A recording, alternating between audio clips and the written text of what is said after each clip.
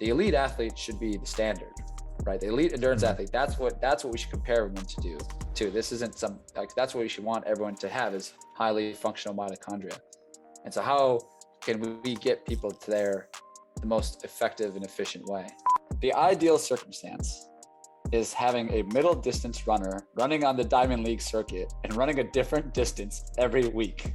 We kind of have this joke in the field. It's like, well, no one's giving you gold medals for PGC1 alpha mRNA expression after exercise. So the length-tense relationship of the cardiac tissue isn't a bell curve. It kind of just keeps going up and then kind of plateaus a bit. So if you're increasing your end diastolic volume, you're increasing the actual strength of the contraction and then being able to eject more blood. Because he was a pretty good 5,000 meter runner, 10,000 meter runner.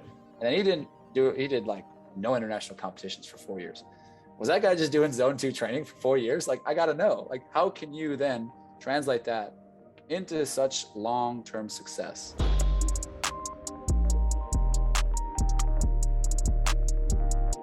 All right, Nick, here we go. We're on the podcast. How you doing? Pretty good. And yourself? I'm doing well, thanks. For the few people that maybe don't know who you are, can you tell us a little bit about you and what you do? Yeah. So right now I'm a postdoctorate researcher at Deakin University on a fellowship that's going to be ending pretty soon. And there I mainly focus on molecular physiology, still using exercise as a stimulus, but kind of looking at different pathways on how they influence actual transcription within the cell, within muscle cells, obviously. So that's kind of been my focus as of late, and that's kind of what I did a lot at the end of my PhD. So we looked at the latter portion of my PhD, and my PhD I did here in Australia. So I moved here in 2015 for that. The first portion kind of was specific to like applied exercise physiology. So looking at the lactate threshold and the maximal lactate steady state and the different methods to determine that, and how those actual protocols then influence or are used to then determine VO2 max or VO2 peak. And then the latter portion of the PhD, we looked at exercise intensity and the signaling pathways associated with mitochondrial biogenesis. And I did my, kind of go in the reverse direction here, but yeah, I did my master's degree in the US, where I'm originally from, in Minnesota, at Minnesota State University, Mankato, where we looked at a lot of critical power is mainly the main focus of what we did there, mainly dealing with testing procedures and oxygen uptake kinetics specific to that, where I worked with Dr. Robert Pettit. And also that's where I did my bachelor degree in the same field, exercise science. And that's kind of where I got my introduction to research, looking at the 3-minute all-out test in female collegiate distance runners. So we were kind of the first people to publish the results from that sort of test in terms of running in 2012. That was my very first start in the field. So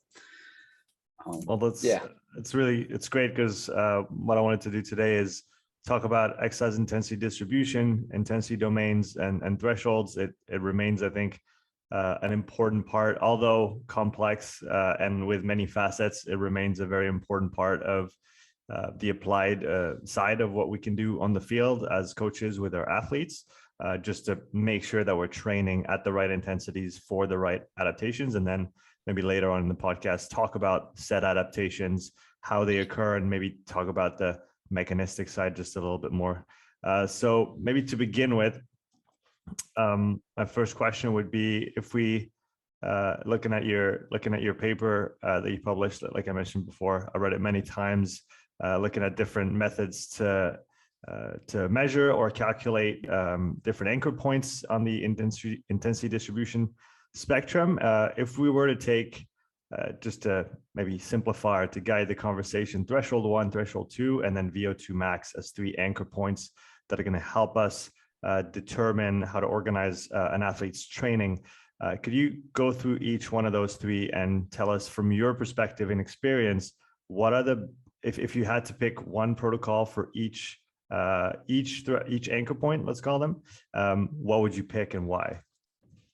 Yeah, so it's a good question. So the paper from 2020 I published in Sports Med, the premise of the entire paper was to sort of give a little bit more construct validity to all these, the submaximal anchors. So gas exchange threshold, LT1, VT1, maximal at the steady state, critical power, respiratory compensation point, or VT2, and then also looking at prescribing exercise relative to peak power or percentage of VO2 max. And so we our method for construct validity was the domains of exercise. So if we just, I know you've had Mark Burnley on before, so he covered them quite extensively.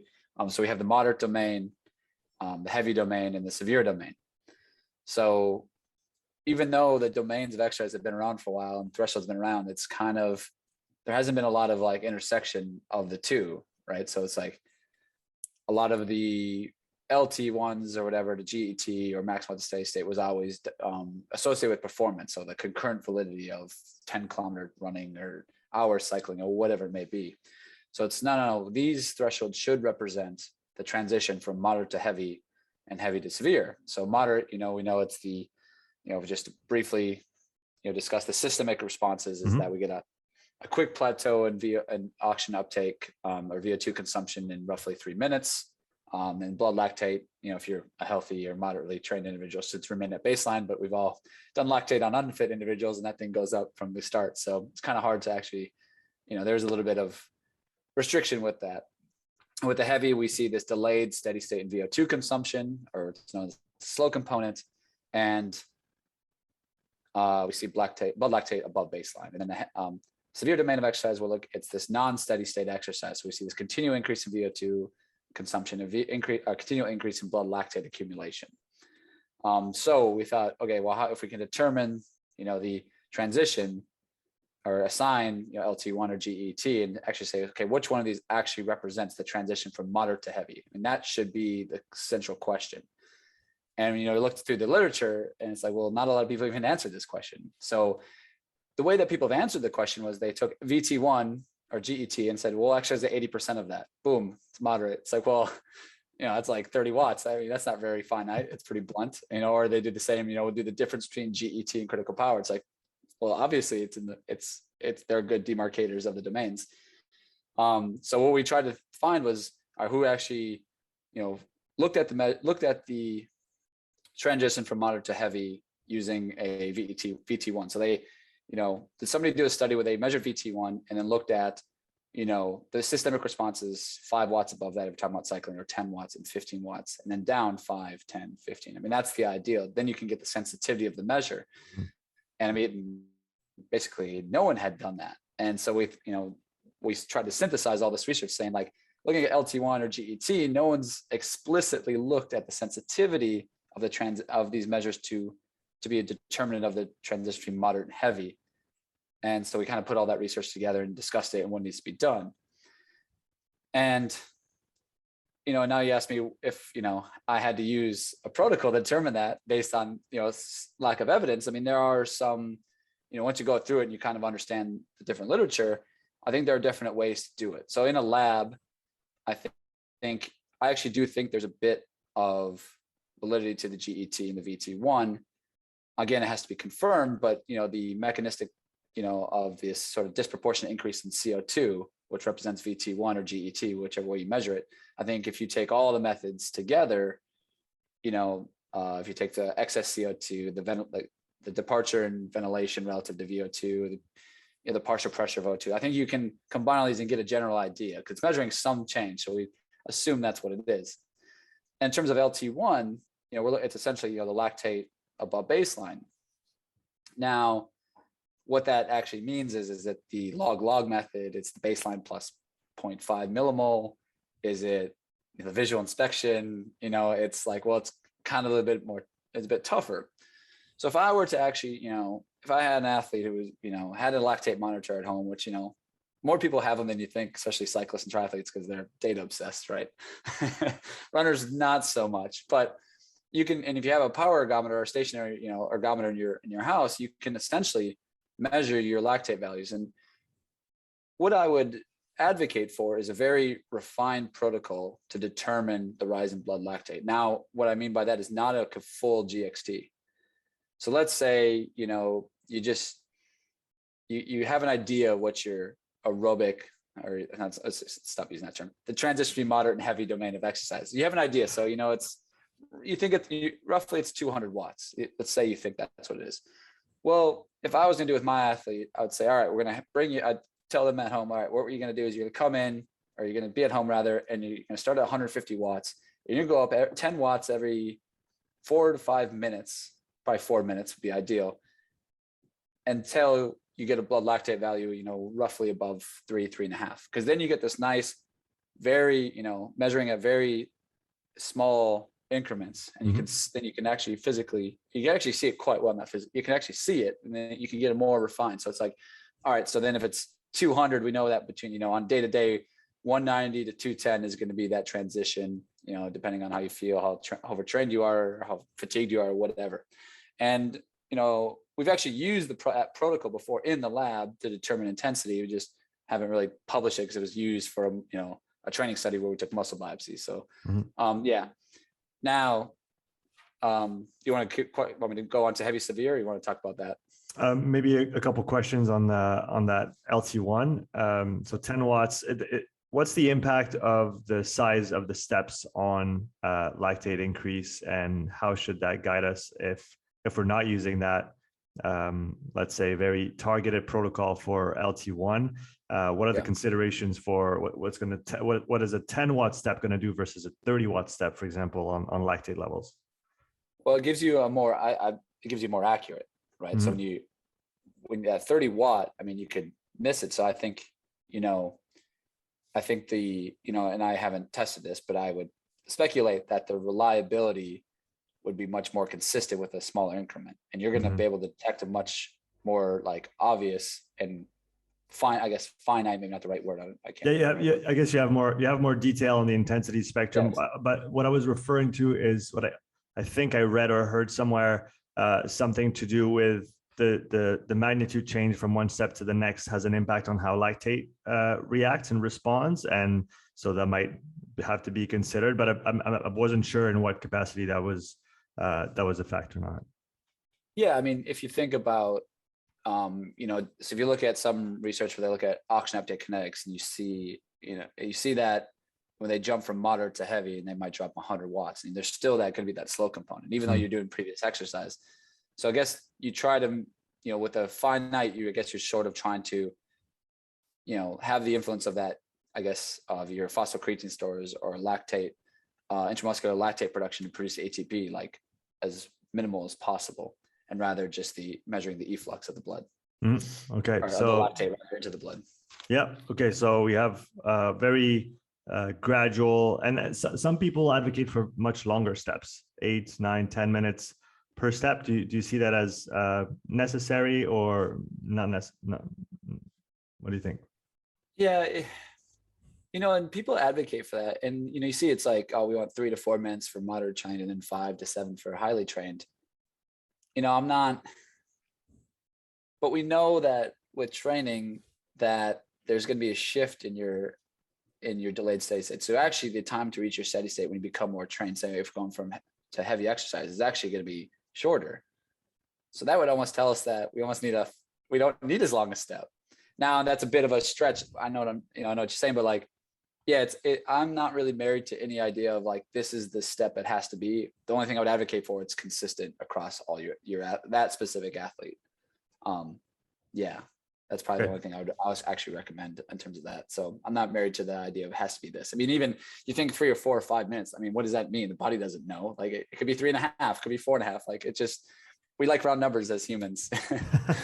It's very true. Okay, so ideal protocol for LT1, start significantly below where you think your threshold is, 10 watt increases every 4 to 5 minutes, take samples, and then you can, like you said, see that rise from baseline. So we have our threshold 1 now. Let's talk about threshold 2. How would you go about finding this one in an ideal situation? If you had all the tools you needed, all the time that you needed with the athlete, let's take the kind of the ideal case for the person testing, and then later on we can talk about the most practical ways to apply those. Yeah, the most accurate way to determine someone, and I think critical speed and critical power are quite good, and I'm quite biased to it.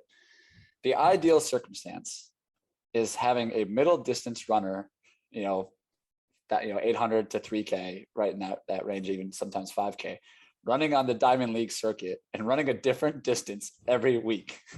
Because you can construct, because in the Diamond League they run for time, right? They're not running 70-second quarters at the start and then sprinting, come home in at a 49. Like, they don't do that. They run for time because now they've dropped the time so fast. Like, getting those world championship and Olympic qualifiers or their national qualifiers, like that to me is the ideal. So or like, even if you had it in, a collegiate athlete, middle distance, you can do that. I mean, they race indoors, outdoors, it depends where you are. If you're in the north, it's, weather's permitting, but again, they're also running for time because everything's based on getting to the championships by time. So having a middle distance runner, whether it's a Diamond League or collegiate athlete, or even in your high school or, whatever, whatever sort of sport club structures in the country you're in, having your middle distance runner running a different distance every week and constructing that linear regression curve. Right? You're just taking, I can't remember right now, a distance in time, yeah, and just constructing that curve. Right. And because now if you get, an 800, 1,000, 15, and maybe even a 3K once in a while, having at least 3 different distances, you get a much better fit. So, yeah. I guess the window of validity of the model, as I understand it, is ideally within 2 to 15 minutes. Yep. Now, I've been playing with using the 2 tests model that was proposed by, I think, Mehdi Kordi and his colleagues a while back, just for simplicity's sake. One thing that I've seen and noticed is that doing a 3 and a 12 minute, it seems like it overestimates my critical power quite a bit, given that my W prime is quite big.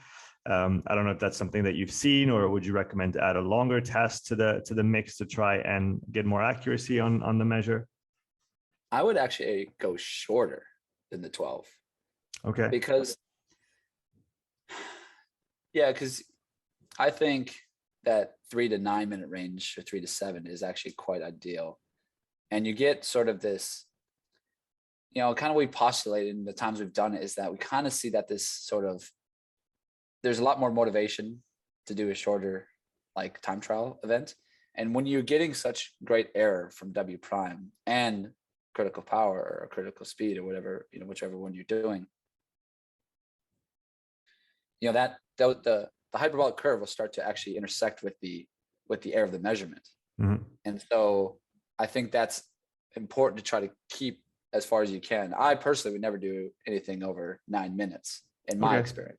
Mm-hmm. If I was going to do a study in measuring critical power and I was doing exhaustive bouts or whatever it be, I'd be going for 3, 5, and 7. Okay. So you even stay shorter than that. So you'd recommend that I add a third test, maybe between those 2 that I already have. And should I even use that 12-minute value then, or should I maybe even go try to do another one shorter? Well, so it's interesting. It's a hard question because, it's kind of what we've seen to give us the best reliability and kind of more consistent values. But again, say you get your athletes to do this, and then you were to measure their systemic responses, 3, 6, 7, 10% above and below, mm-hmm. and you're right there. It's like, well, then who am I to say? So the problem is, like, we don't actually validate with the systemic measures, and obviously because time, burden on the athlete doesn't necessarily permit.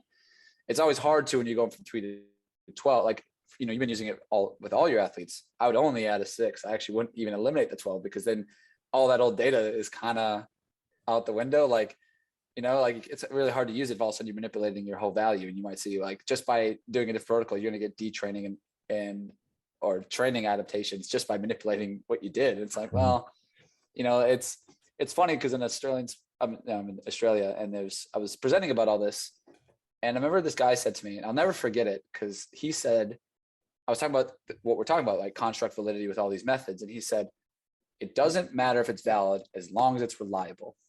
And he's like, said it right to my face. I'm like, I get that when you've been doing it for 10, 15, 30 years, and it's reliable, and you can use that to track changes. I'm like, okay, I get it. Like, but you're a slave to the data. You kind of, you got to either do it now or never. So yeah, that'd be kind of my take on it. Yeah. So, okay. Shorter tests for that critical speed or critical power. What's your perspective, since you've worked with it quite a bit from what I hear, what's your perspective on the 3-minute all-out tests for either running or cycling? What it's maybe pros and cons, limitations. Well, the con is nobody likes to do it. Like I've done it a bunch of times and I hate it. It sucks. Like I would honestly rather just run mid distances and construct it that way, or just do like there's this coach that uses it with his athletes in the US, and he just does two, like I think he does a 1,000 and a 1,400 in time trial in the same day with like 2 hours rest between. So like, I would much advocate for that. I'd rather run 2 bouts than 1 bout. So that tells you a lot about why the test. And that's it's personal anecdote, but most athletes find that way. And something that actually, so I listened to your episode with Mark, and I should just call him Professor Burnley, excuse me.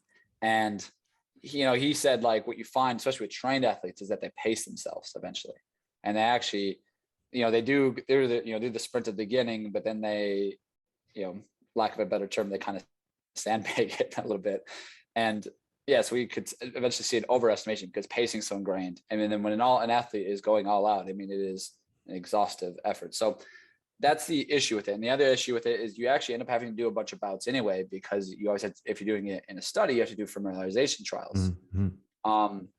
I've also had other sports coaches and scientists say that they actually really like it for their athletes. It kind of gives them a assessment of where they're at mentally. Are they ready to push themselves? Can they get up for this test day in, day out, or week in and week out, or how often they ever do it. So I've actually had that feedback from it. But obviously the pro is it's 3 minutes and then you're done. You're out the door, not feeling well. Yeah. So okay. So if we want to do the power duration or speed duration relationship, we want ideally those 3 trials like you mentioned, and you would actually err on the shorter side, maybe 3 to 9 minutes, something like this. Yeah, 3 to 9 minutes. Okay. Yeah, it's definitely I would advocate for that. Okay, very good. And then, as you said, with the 3-minute all-out test, it is an options with its pros and cons.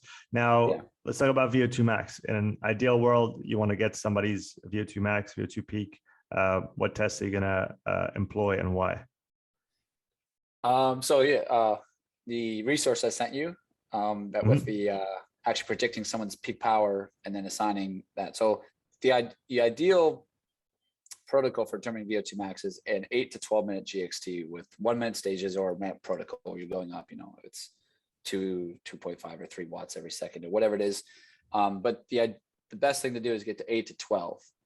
And so everyone's going to be different. So, having all your athletes or every participant doing 30 watts a minute it doesn't make any sense, because we know that when you extend it or decrease it, you actually get slightly lower values. And then, let me back up a second. Sorry. So 8 to 12 minutes. And then with a 3-minute recovery, then you do a verification bout to determine the value, to determine your second VO2 peak or VO2 max value. So let me explain that again. 8 to 12 minutes. And then you take a 3-minute active recovery, or just whatever, easy recovery, or a walk if you're on a treadmill. And then you have them exercise at 90% of where they finished their GXT. So if it's 300 watts, they go down one stage, 270 watts, and have them exercise as long as they can. Typically lasts right around 2.5 to 3 minutes. It's like clockwork. Actually, it's really, we've seen it work quite well. And obviously you've done a lot of testing, so you just know when an athlete's ready to fatigue or whatnot. And then what you do is you take the highest VO2 value from the first bout and the highest value from the second bout. And then if they're within 3%, that's how you validate your test. So what we find is when you go shorter, the agreement between those values decreases. So it becomes worse agreement. Mm-hmm. And then as it increases, your VO2 peak actually goes lower. And then the agreement also, there's a disparity in the agreement. It becomes, the values become further away from each other. I can't think of a word to describe that. But so 8 to 12 minutes is what is the ideal time. And the resource I sent to you, which anyone listening can email me or contact me, I can send it to you. What we do how we figure out 8 to 12 minutes is we take into account your age, your height, your weight, and then you rate yourself on this. We have this physical activity rating on the scale of 0 to 15, 15 being the most fit and 0 being sedentary. And this actually then spits out an equation, regression equation that estimates your W max, or your peak wattage. Power. Yeah. Okay. And then you can kind of backfill the steps for the GXT. Yeah. Thanks for saying that info over, and I was able to write it up into my spreadsheet, and like you said, just input those data, and then have because I guess that's one of the hardest parts, is calibrating it correctly when you do any kind of test, because once it's calibrated well, you don't know for sure, but you can be pretty certain that you're going to collect some quality data. But if you don't, if you make the test too short or too long, depending on what you're doing with it, obviously, that can have an influence on what you're gonna collect. I've heard some coaches and physiologists talk about the fact that for highly trained athletes, you can easily extend that 8 to 12 to maybe 15 or 20 minutes, and that it won't necessarily have a negative impact on the values that are collected. Is that something that you've seen as well on your end, or would you recommend staying pretty short even for highly trained populations? Yeah, it's a good question. So I personally, in the paper I published in 2018, I looked at this. So we did a GXT with 1 minute stages, so roughly 8 to 12 minutes. And then we did one 3 minute, 4 minute, 7 and 10 minutes. So I actually never did a protocol that, that 13 to 20 minute range. So, and I had, reasonably trained individuals, but even with the, roughly 24 minute was the mean for the 3 minute stage protocol, we found that the values were lower. Mm-hmm. So I actually can't attest to whether or not you're okay doing it with trained athletes. I would assume that it would really matter. If you did a 12, 10 to 13 minute or 13 to 17 minute with a highly trained athlete. I mean, they're just fit and usually can exert themselves. But yeah, we just kind of do the standard. One flaw, I don't know if you've tested how many people you've tested with using the GXT spreadsheet where it estimates the peak wattage. What we actually end up finding is that, and maybe it's actually a flaw in the regression equation, or maybe it's more of like a cultural thing. We actually find that so you being male or female, you actually get like a few more points for being male. Mm-hmm. They typically have higher VO2 max and peak powers.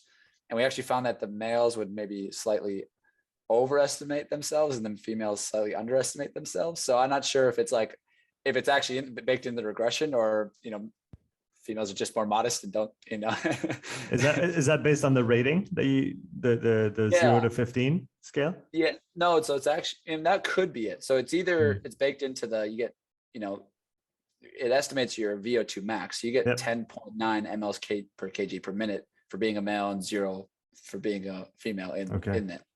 And again, it's based off a regression equation. So like they just put it into SPSS or whatever they did, and that's what they got. Mm-hmm. So maybe it could be a function of maybe it's just that, or that they actually, males and females. Because I actually found that when I did this study where I had 25 females and 25 males do this protocol, and I think the females made it about on average 11.1 minutes, and the males were about 9.3 minutes, 9.4 minutes. Oh, okay. So I don't know. Yeah, I'm not a psychologist or sociologist, so I can't really attest to that. Yeah, that's interesting. Maybe if anybody has more data to share on that would be interesting to see if it checks out. Okay, so we have all our, let's call them ideal protocols for all three of those measures.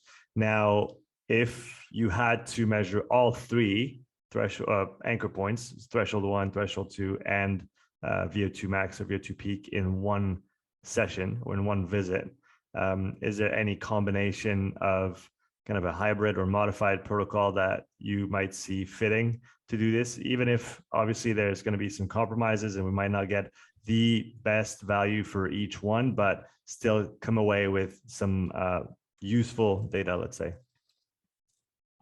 Yeah, it's a good question. If you're going to make me get all these in one day,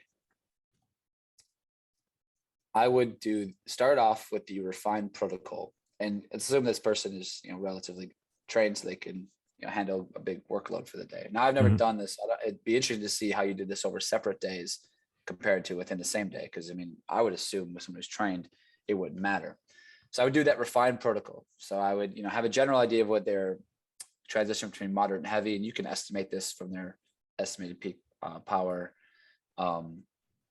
or if you've tested them previously. Now do that refined protocol. So we estimate them at 200 watts. I start them at 140, 150, and go up 10 watts every minute until I get a blood lactate value over 2.5. So we know that they're above baseline, and we know that when you're in the twos, that you're at least presumably in the heavy domain. Mm-hmm. And then I wouldn't have them, and then I'd give them an adequate rest. Maybe even come back later in the day, or just take an hour off, just hanging out in the lab or whatever you're doing, or at the facility. And then I would actually do a 3-minute all-out test. Mm. And with the 3-minute all-out test, so if we're doing the cycle ergometer, we can also estimate someone's torque. If you're doing it on a load Excalibur, but if they're doing it, we can also estimate this, or we can do this also on a stationary monitor, right? Mm-hmm. So there's software has been developed. You can do that, and I would have them do the 3 all-out test to get us the transition from heavy to severe. And then what I'd have them do is take a 3-minute or 5-minute, depending upon whatever you prefer. It's really no difference. Active recovery. And then I'd have them exercise at 10% above the estimated critical power. Mm-hmm. So the issue with this is you have 3 to 5, it depends on what software you're using, but if you have 3 to 5 minutes and you have to export the data, put it into a filtered spreadsheet and get the critical power, then what you do is you put them 10% above that value and have them exercise as long as you can.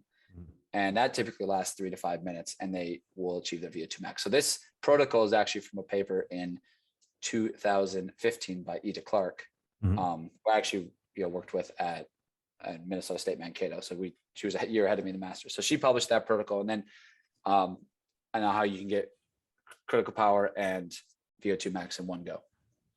Very interesting. Yeah, and with, I guess you have the downside of having a 3-minute all-out test there, which takes some familiarization with if you've never done one before.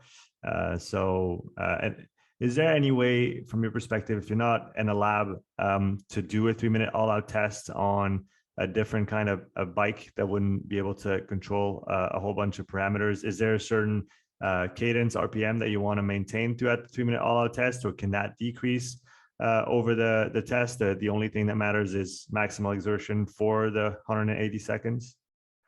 Yeah, so we actually, in the paper we published in 2016, with estimated critical power, we then were able to calculate a torque factor. So we did this in the load Excalibur.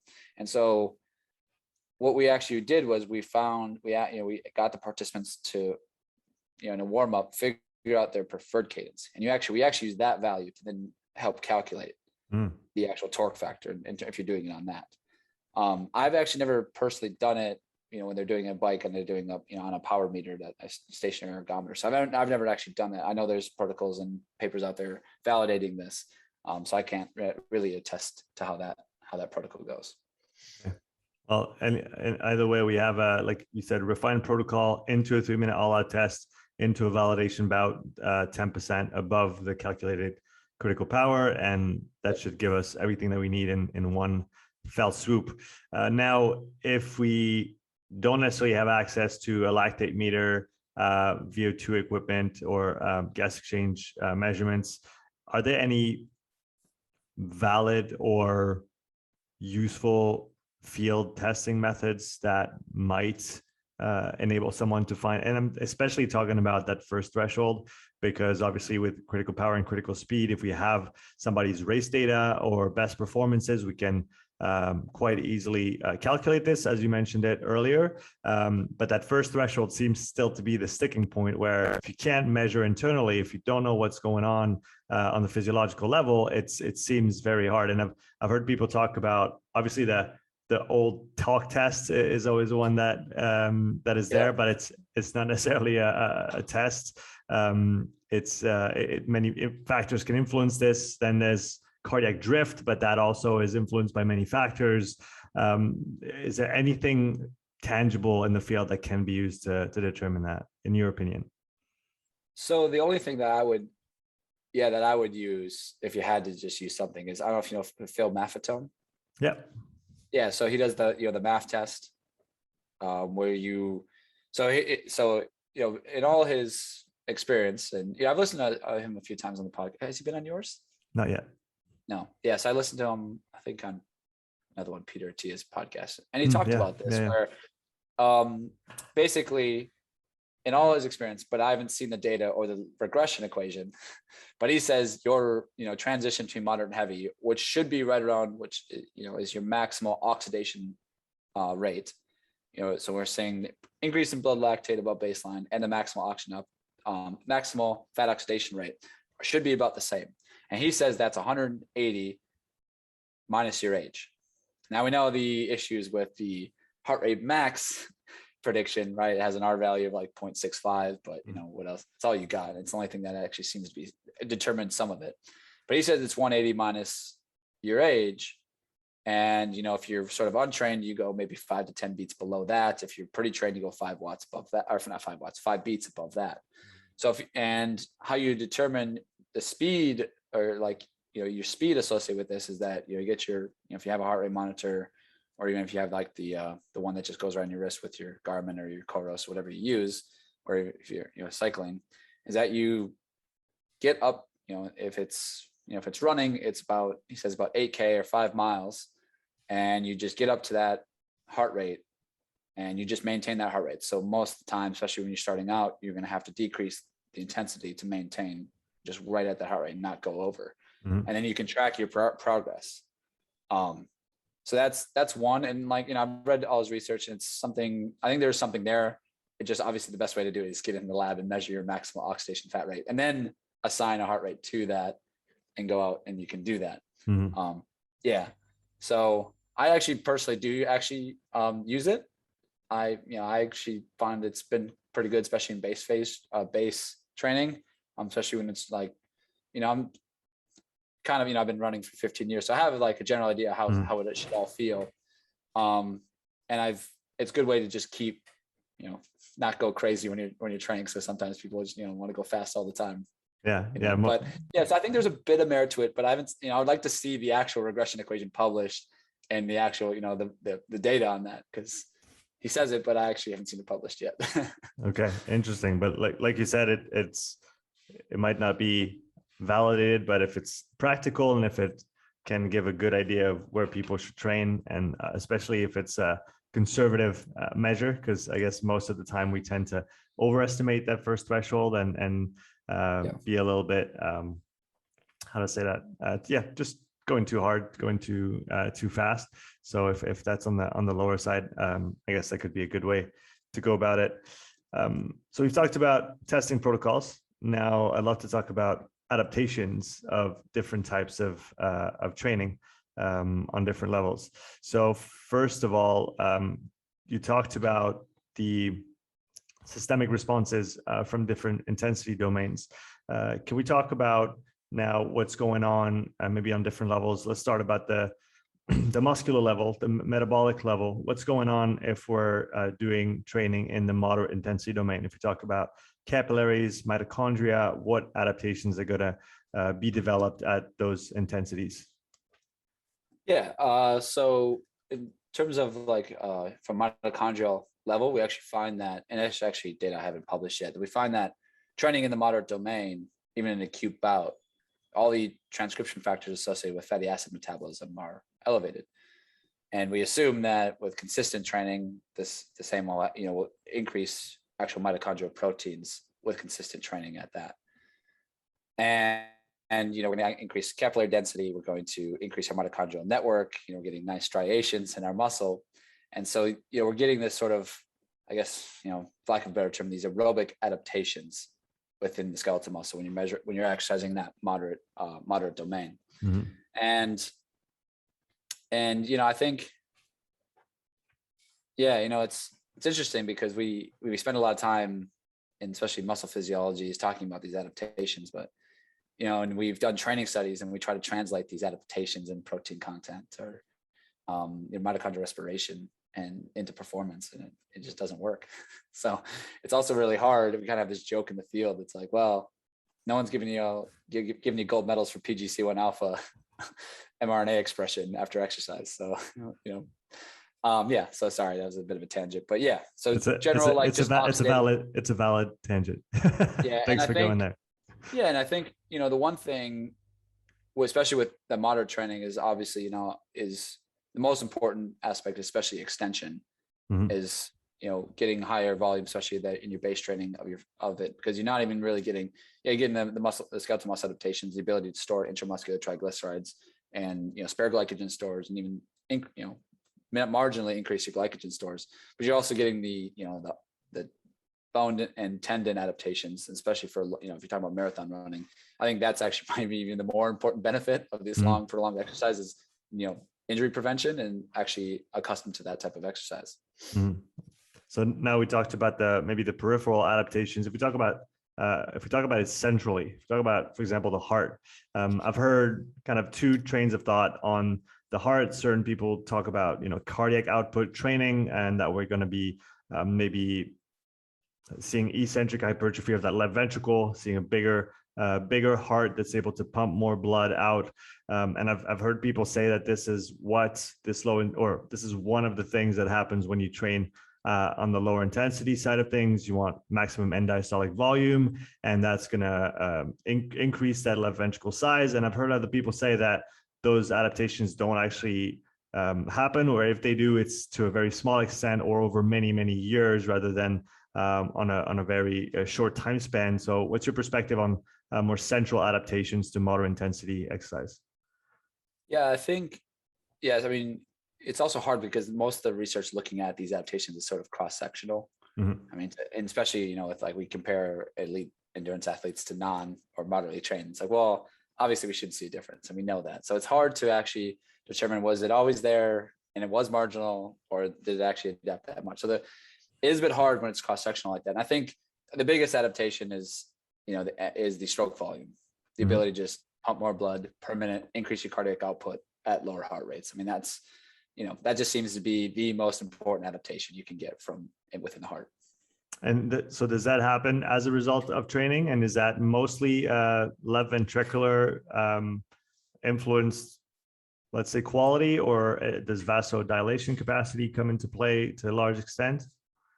Yeah, I think one thing is an increase in blood volume as a big aspect of that, especially with endurance training. So when you're doing these long prolonged exercises, you're going to see spikes in blood volume. And so when they increase in that venous return, and you go into the cardiovascular flow chart now, increase venous return, increase end diastolic volume, which then increases contractility. So remember, the length tense relationship of the cardiac tissue isn't a bell curve. It kind of just keeps going up and then kind of plateaus a bit. So if you're increasing your end diastolic volume, you're increasing the actual contraction strength, or the strength of the contraction, and then be able to eject more blood. And I think kind of what I've read, and someone who's listening to this and knows more might just say I don't know what I'm talking about, because I'm just, from my brief understanding, is that it's really about just increasing your end diastolic volume, because end systolic volume won't be influenced that much. Okay. Now let's move up one level and talk about heavy intensity exercise.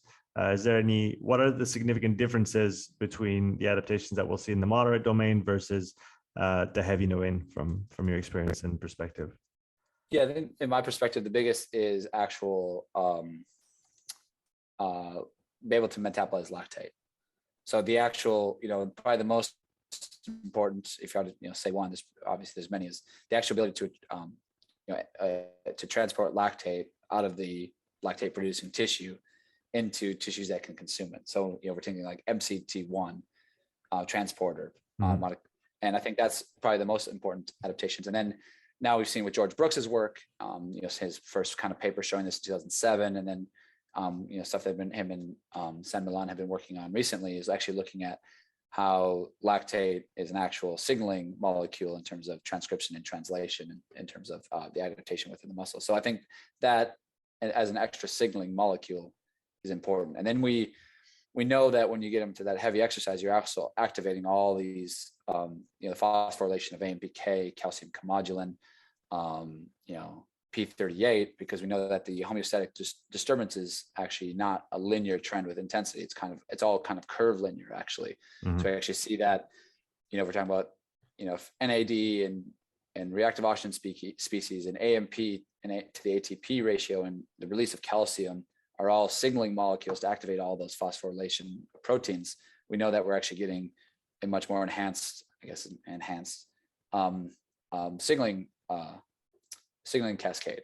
And so we saw this with the study. I got to publish results someday, where we actually saw that there was we saw that the genes, the mRNA, or the genes associated with kind of fatty acid metabolism were more elevated in the lowest intensity, but in the heavy intensity, we saw that the ones associated with lactate metabolism were actually the more expressed. So there's many perspectives on that as well. If we talk about polarized training, pyramidal training, some people say to avoid that heavy intensity most of the time. In your opinion, what type of athlete should be spending some portion of its time? Obviously, we can always talk about the merits of how to distribute intensity, but for whom is it most important to spend time in that heavy domain with the adaptations that it's going to generate? Yeah, I think anybody where the event is in that. Like if your event is in the heavy domain, you should spend a lot of time in the heavy domain. And I kind of model that stance after what Renato Canova's his principles of training is that you start in this sort of polarized training model. We're doing a lot of just below in the moderate, just at the high ceiling of the moderate, and then you're doing in the severe, so more like faster intervals. And then as you get to your event, you close down, and your longer stuff becomes closer to your marathon pace, and the intervals become longer and longer as they get closer to your actual marathon pace.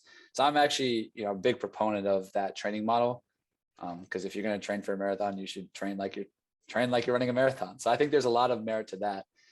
And I know there is. I've seen. I saw. You had Steven Sealer on recently. Just yesterday, yeah. Yeah. So and I see there's been a little bit on Twitter lately with the 80-20. And I personally believe there is merit to the heavy domain. Now, and I think timing of your season is when that's important. I think in the base training phase or early competition, especially maybe if you're if your event is in the severe domain, there's no problem with that. I mean, those guys in what's his name, Ingebrigtsen, the Norwegian guy. I can't help you. Jakob, he won the gold medal in Tokyo in the 1500. Okay. And there was like an article came out. I mean, this is an anecdote, but an article came out talking about his training, and they spend 4 sessions a week early on in their training in the heavy domain. Their lactate, assuming that the lactate value between 2.5 and 3.2 is heavy. Let's just sake of the argument say it is. They run 4 sessions a week in that, sometimes twice a day, and that's a big part of their training. Now, you can also argue with these guys at these levels, it doesn't matter what they do, they're still going to be great, right? So it's kind of hard, it's kind of hard when it's all anecdote and cross-sectional, but there's got to be some merit to it. It does match up with what Niels van der Poel was doing, where obviously his event is in the severe domain with a 6 and a 12.5 minute efforts on the ice. And with what he calls his threshold season is essentially 5 days a week of heavy intensity exercise, where he's accumulating anywhere between, I believe it was an hour and a half to 2 hours per day in those intensities, and then moving into a more specific phase closer to his competition, where he was essentially race pace in the severe domain on the ice. So that kind of makes sense, where if your event is in the heavy domain, you start polarized, you go towards the middle, and then if your event is more in the severe, then you start maybe at the bottom, and then you build your way up to severe. Yeah, I would 100% agree with that. And we also know that even with these athletes, they're spending time in the early part of their season, throughout the entire season, doing sprints, and presumably maybe even the extreme domain. They're big proponents of that. I mean, I was listening to Brian Hall lately. He did a podcast, and he even said flat out, he goes, I want my marathoners, if anyone's going to be an elite marathon, they need to run a 49-second 400. And I drill speed into that type of really acute high speed in the base training. So it's like, if you're worried about sort of losing that, that neuromuscular drive, there's ways around it while you're still doing your heavy training. So I think it's just a bit, I don't want to say, don't do 80-20, because I think also if you're training for that event in the sphere, I think right at your competition, that's when you should be, within that 4 to 6 weeks. I think that's a great model. Mm-hmm. Yeah. No, Because you can apply it that way. It's like, we should train like you're running a 1500. Then you should be running that speed. Right. Yeah, that makes sense. Okay, let's talk about severe intensity domain adaptations. So we actually did see the activation. So I mean, now we're getting this non-steady state exercise, right? So we think about, if we're seeing this disproportionate rise in lactate relative intensity or calcium release, whatever, AMP or ATP ratio, we saw that there was a much more enhanced and larger activation of all these proteins. And also in terms of the actual genes associated with just lactate metabolism, phosphocreatine metabolism. And so we've seen that this gave us the greatest sort of acute response in terms of all these measures. And it also, in terms of, how intense it is within that domain, you're also getting these sort of like neuromuscular drive adaptations to actually be able to handle that speed. So the kind of the adaptations across the whole spectrum is pretty similar. It's just that it's disproportionate, right? There's not this linear response of going up, where if I go up by 10 watts, I'm gonna get a 10% increase in all these things. Like, no, with these thresholds also provided stimuluses that then result in like greater transcription and presumably greater translation. Mm-hmm. But again, it's also hard because, I'm talking from the acute, because it's hard when you're sort of comparing the three intensities. Because if you're to design a study of 10 weeks of training, and one group is moderate, one group's heavy, and one group's only severe, I mean, it's first of all, you never do that with your athletes, so there's no merit to the study itself. But I mean, you'd be able to actually get a sort of description, if you will, of the adaptations, but I don't see what you can really use it for. Mm-hmm. Yeah, no, that makes sense. If we go back to maybe capillary density and mitochondrial biogenesis, increasing that mitochondrial network, is this something we need to consider when it comes to different fiber types? Obviously, the type 1s that we're going to be preferentially recruiting and fatiguing in the moderate intensity domain, and then to go all the way up to maybe the type 2Xs and their profile, where they maybe have less capillaries, have less mitochondria to begin with, and different maybe energetic tendencies. Is there a significant difference in the way that those adaptations occur? Because if we think about maybe a sprinter who needs those type 2A, type 2X fibers to be very developed, maybe a 400-meter runner who needs also to be very fatigue resistant, in the ways that we're going to build those capillaries around those type 2 fibers. Is this something we need to think about there, or is it really just these things all kind of adapt the same way, and it's just a factor of intensity and then recruitment?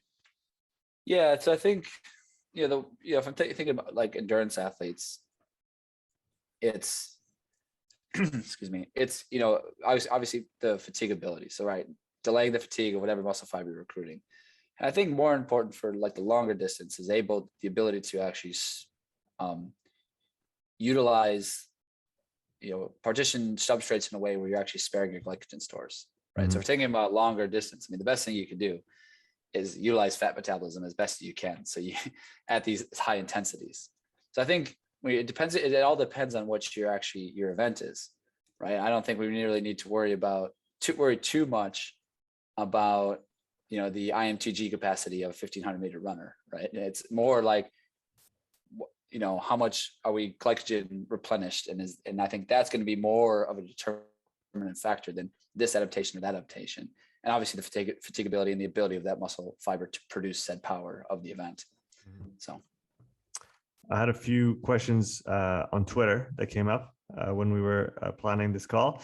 One from Davide was a pretty good one, in my opinion. How long does it take for mitochondrial change to happen, both increasing and then decreasing or detraining? So I've seen adaptations in a single bout, so I can't really speak to the detraining. because you also take, I mean, it's such a complex question. So you think about taking into account, training status, not training status, but rather training load, right? So we know that rest is also extremely important. So to say that this rest will also lead to a decrease in your mitochondrial network, I don't really necessarily buy that. You've seen the detraining effect. I think, God, I can't remember the paper I looked. Maybe the detraining effect in like 7 to 14 days, you start to see a bit of a decrease. But whether or not that's detrimental to performance is another thing, right? So if we see a decrease in mitochondrial network of 14 days, well, that doesn't necessarily mean that performance is going to suffer necessarily. In terms of the other way, I've seen a mitochondrial adapt in a single bout via TEM images, where you get this massive disruption within in the mitochondria, and the massive disruption where these mitochondria literally explode, right? Like you see these nice organelles with these like fine lines. It looks like they look like the island in Dubai, right? That's what a nice mitochondria looks like. Okay. Imagine that, and someone just drops a bomb on it, and it's just like all like these things are just all over the place, right? So I've seen that happen, and presumably that the network is going to adapt, quite a lot. And those were in untrained individuals, and then after 8 weeks of training, you do that same stimulus, and then mitochondria don't explode. So it also becomes in your ability to do the unaccustomed exercise. I think will definitely lead to an increase in network, but not unaccustomed exercise, I'm not really sold that it's a one-off thing. And anybody will tell you who works in athletes or is an athlete, it's like it's just about the grind day in and day out. That's how you get better. Was that in response to moderate intensity exercise, or was that something like a HIIT protocol, or even a sprint interval training protocol? It was sprint interval. It was sprint interval. Okay. Yeah. So I mean, they're 180% of their W max or whatever. So yeah. Yeah. So so that would presumably work obviously better with people that are not accustomed to training. Do you see any merit to sprint interval training for trained athletes in any capacity at any point in time?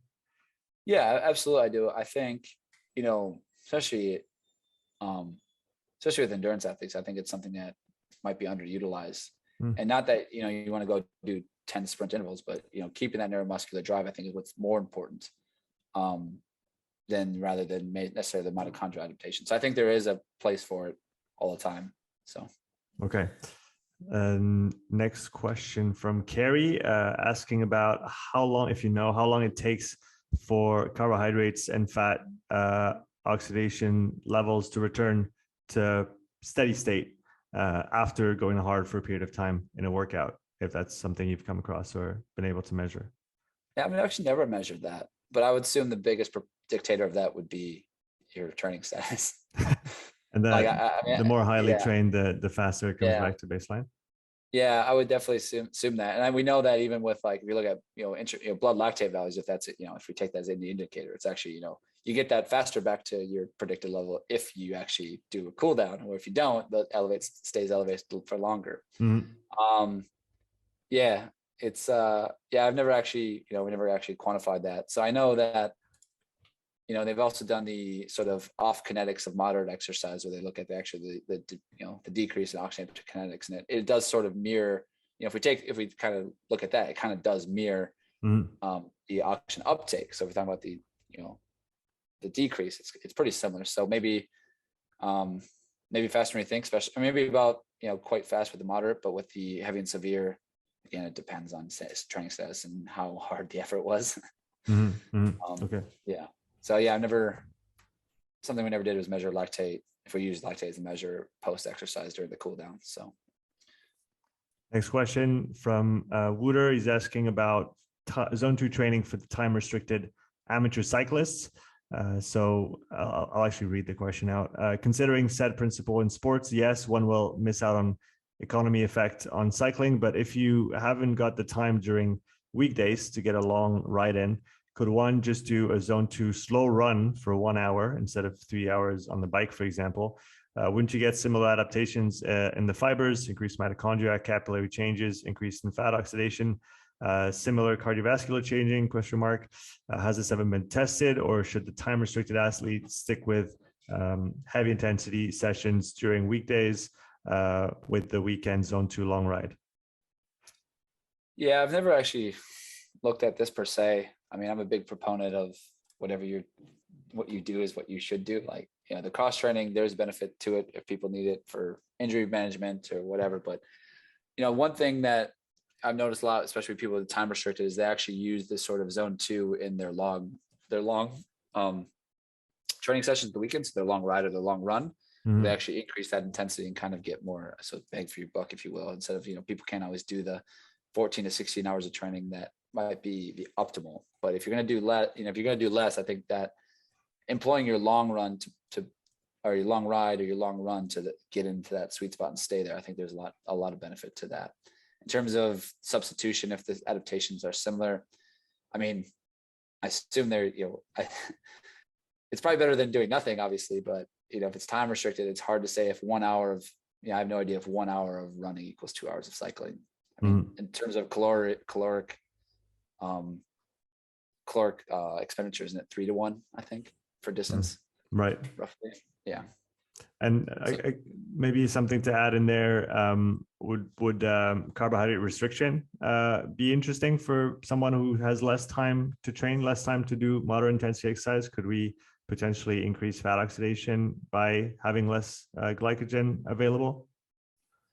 Yeah. So, I mean, that was what everyone did in the 90s, didn't they? Like 80s, early 90s, everyone would before their event, like if time of the marathon, but 10 days out, they'd carbohydrate restrict. And then, but then 4 to 5 days, for 3 to 4 to 5 days, then they just carbo load. And the idea was that you're going to be able to enhance your able to uptake that glucose and glycogen. As far as I know, nobody does that anymore. Now we kind of know it's about that window when you're most sensitive in terms of your insulin sensitivity post that 2 hours. I think that's probably the best way to do it. In terms of actual glycogen sparing, I think training your low intensity, especially if you can manage it, being fasted, I think is probably the best way to do that. And then utilizing more, that sort of slow carbohydrate or complex carbohydrate where you're not spiking your insulin. So we know when you spike insulin levels, you actually inhibit fat oxidation. And so then you actually become your own worst enemy, because then you have to stay on top of that carbohydrate intake in your prolonged event. But if you were to do something that would spare that, you should be all right. So I know kind of the thing what a lot of people use now is called UCAN, where it's this sort of slow starts that does it. So I think, sum up training fasted, and especially if you can handle even your high intensity, doing that where you're sparing your glycogen stores and enabling fat oxidation, and then taking a supplement that doesn't spike your insulin as much would be the best ways to do it. In terms of your diet, I mean, diet research is it's murky water. I don't know. You have to be waiting to that. Someone gets mad. So, I've seen their advocate like, oh, you should you do 30 fat, 30 or 40 fat, 40 carbs, and then 20%, or you do high carbohydrate on your intense days and fat and low carb ish, not no carb, but 20% or 30% on your more moderate days. So, I think it ultimately comes down to personal preference and kind of like playing around with it a bit. But diet research is nutrition's.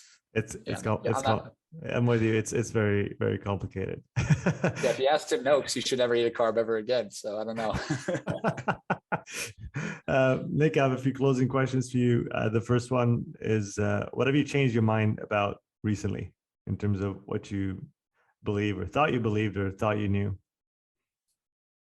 Yeah, I thought probably just lactate as being somewhat useful, because when you're early on in your career, shit don't stink and you think you know everything, and it's like, well, critical power, why would you use anything else? And now I'm here advocating for actually lactate in this circumstance. So I thought I would be more anti lactate, and that's something I would ever give any merit to, but I think there is a bit of merit to it. It's probably one thing I've come around on. And especially from just a practical standpoint, like it's just so much easier to measure at home and on your own. And whether I still see the issues with actually when you employ it, because sometimes it's just it's employed at the wrong time. That's but again, maybe I'm still wrong about that. So do you have any hypotheses that you'd like to see tested? If you had all the time people that could do the work for you or work with you on different research projects, is there any interesting hypotheses that you have that you'd like to see tested? Yeah, I think there's a couple of things. I think I would like to do more research around the maximal fat oxidation. Like listen to Phil Maffetone. I've become a bit more intrigued with this idea and how it actually utilized in training, especially with the success he had. But again, it's an anecdote, so I mean, it's possible whatever that guy did, what he would have won anyway. You know what I mean? So it's hard to actually know. But I think, especially in terms of the application of that principle just across, that sort of zone two training, or like right at that moderate heavy transition. I think there's a lot more to be examined there, especially with protocol design, maybe validating the heart rate. I think there's a lot there that can be done. So maybe it's something I'll do in the future. And then the other one would be kind of, I just said diets, nutrition is a very like hard thing to get into, but I think looking at actually, glycogen, muscle biopsies are a bit intrusive, but we can do them pretty easily with like, microbiopsy or whatever. I think kind of getting a better understanding of post-training, how can we for sure know that we replenish someone's glycogen stores? So can we measure it indirectly? Do we need to actually do glycogen assays after certain feeding protocols? I think that's something that's become more interesting to me, where, if ideally, if you did a biopsy and you did 2 hours of training at whatever, in your upper heavy domain, or, whatever your event is going to be, and then doing a biopsy post to measure your glycogen depletion, and then looking at different, we have this recommended, get something within 30 minutes, get something within 2 hours. All right, well, as far as I know, that's not really based on anything actual glycogen stores. It's just your general recommendation for what you did. So I'd like to explore that more, where, we know that, and also like, how does these domains also influence your ability to uptake glucose? Does heavy or severe or moderate, which one actually makes you most sensitive to insulin and glucose uptake? Is there a difference? Because we know moderate exercise can be glycogen depleting, but are we more like, it's possible you could be more sensitive than that because of the actual depletion of it. So then how does that influence it? Where, the kind of idea is, well, maybe, severe, we need to get all the carbs, moderate, not so much. It's like, well, maybe, it could be the opposite, where you're actually not depleting as much as you think. And the paper from Matthew Black, I think it's his name, at Exeter in 2018, they looked at the fatiguing elements of moderate, heavy, and severe. Right. Yeah. And you look at the glycogen depletion. I mean, the moderate, although, it was 2.5 hours, but the other exercise was exhausting, but it wasn't even close how much glycogen they depleted. So looking at that, it's like, does that actually translate into more one's sensitivity? So yeah, I don't know. It'd be interesting to actually kind of start to explore that. I guess I can make a career out of that. It is a very interesting question. Lastly, is there any studies that you know of that are going on right now that you're excited about, looking forward to seeing the results, or anything in the space that you look forward to in the next little bit? I don't know too much. Yeah, I'm interested to see what George Brooks and San Milan end up publishing. I mean, they got. I mean, I listened to quite a few of his. Well, I think he was on yours, and I listened to that as well. And he was also on Peter Tia's. And yeah, he's got a lot of good ideas, and especially applying, that to elite sport to longevity. So I'm really interested to see. I think they're looking at this study where they're looking at mitochondrial respiration, lactate efflux, and a bunch of measures in, insulin resistant, sedentary, moderately trained. And I like that characterization. I think it's a good way to kind of look at it. And I don't know how you necessarily apply the hypothesis or not, but I'm really interested to see, because there's one thing that he said, I think it was on your podcast, where the elite athlete should be the standard, right? The elite endurance athlete, that's what we should compare everyone to do. This isn't that's what we should want everyone to have, is highly functional mitochondria. And so how can we get people to there the most effective and efficient way? And maybe it is just zone 2 training for everybody, right? Everyone get a lactate value 1.3 and we're good to go, and everyone's going to live forever. I don't know. So I'm kind of more, I know there's that one descriptive study. I'm not sure exactly what they're doing. So I'm really interested to see what a lot of his research comes out to be. Yeah. It does see, I mean, for me, and as I keep learning about all this, it definitely seems like, or sounds like, all roads point to zone 2 training, whether you're talking about longevity, health, performance, especially in the endurance realm, but even in other ones. I mean, obviously in different proportions. different times of the year, but there's not, I don't see any good reason to not do this type of work. No matter what your goal is, there should be some part of your training should look like that. You know, it's interesting because Renato Canova, in his, you know, his stuff isn't really published for like, you know, like it's not like in a journal or a book, and a lot of it's like just random PDFs on the internet. And he has this like thing in it, one of his, you know, and someone always translated it, so you know, whatever it is, and he just like, he's like 2 years of base training, and some of it has to be at a moderate heavy intensity. He just kind of, it's just this throwaway statement. It's like 2 years, and he goes, you get all the mitochondrial adaptations you need, and then you can build on that. And that kind of mirrors a lot what, like, you know, Arthur Lydiard did in the 60s, where they, you know, they just did base training for 6 months every year, and then they built up to their thing. And I don't know, like, you always kind of, you know, it's, I spent a semester in Cape Town with Tim Noakes, and one thing he said, I always try to think of is like, oh, you know, look at the black swan, you know, look at the exceptions to the rule, you know, just think about things more critically. And you know, with Eliud Kipchoge, I know I kind of went Canova to Noakes to Kipchoge, but you know, they follow that principle. But if you look at his performance record, he didn't run for 4 years, at least on the scene. Like, he ran, I assumed. And it's like, what were you doing for that 4 years from, you know, roughly 2012 or 2010 to 2014 before you came back on the scene? Because he was a pretty good 5,000 meter runner, 10,000 meter runner. And then he did like no international competitions for 4 years. Was that guy just doing zone 2 training for 4 years? Like, I got to know, like, how can you then translate that into such long-term success? You know, like, I mean, guys get on top and then they fall, right? It's just hard to maintain that. But like, here you are, you know, you're 37, you just won the gold medal in Tokyo, and you're probably going to win it in Paris in 3 years, or 2 years now. So I don't know. I just had this idea, like, I bet that guy was just doing zone 2 training for 4 years straight. And then he just has this amazing physiology where he can just handle any type of load or training and seems to never even get injured. It's wild. Yeah, I'll bring back Niels van der Poel in the mix, because he pretty much did the same. He skipped a whole competitive season and did, I believe, about 15 months of base training, and then into his kind of threshold season, and then into his specific work leading up to, I guess, 2 world records, and then many more wins on every, I think he did 5,000, 10,000 at the Olympics. And then a few weeks later, there was the skating world championships, I believe. And then he won pretty much every other distance that they have underneath that.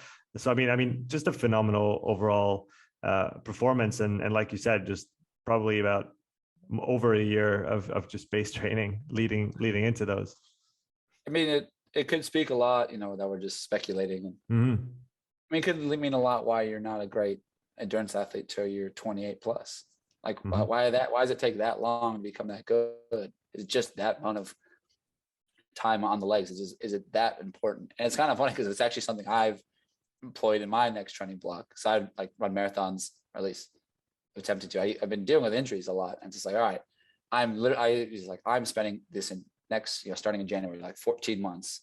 Like, I don't need to run a marathon until 2023, and I'm just gonna do this and do the zone 2 training and whatever. You know, I ran a pretty good marathon a few years ago, but it's like, all right, I need to just see if I can do this. And it's just something I've kind of taken. I guess another thing I've changed my mind on is how important it actually is. So, you know, and maybe we're even on, you know, we all know it's important, but maybe it's much more than we could ever even imagine. So maybe it is. I think we'll leave it at that. That's a pretty good conclusion. Nick, thank you so much for coming on the podcast. It was a lot of fun chatting with you. Where can people connect with you online if they wish to do so? Yeah, I'm on Twitter. I don't really post much. I started to comment a little bit more, so maybe I'll interact more. So just Twitter at Sport Research EX. I was trying to do Sport Research Expert, but I couldn't get a Twitter handle that long. Yeah, it is Sport Research EX on Twitter. So your link is in the description. Thanks again for coming on. It was a lot of fun. Yeah, thank you. Appreciate it. Take care. Bye. Thanks for listening to this episode. If you would like to support the podcast, please take a few moments to leave a written review and a 5-star rating on Apple Podcasts. If you want to watch this episode again, you can find the full video recording on my YouTube channel. You'll also find hundreds of hours of free content, all my podcasts, my thoughts of the day, structured presentations, and more. So don't wait, go subscribe, and I'll see you in the next episode. Take care.